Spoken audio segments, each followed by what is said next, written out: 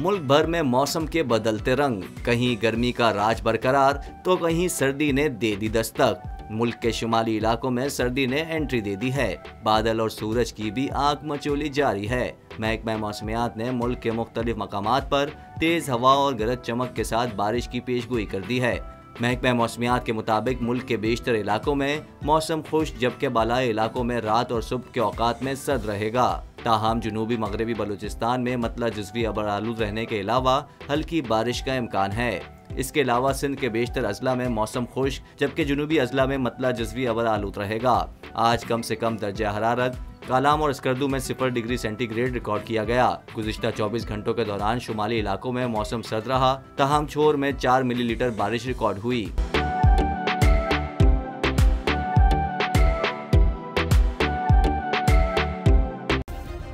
Subscribe करें और bell दबाएं ताकि कोई खबर रह न जाए।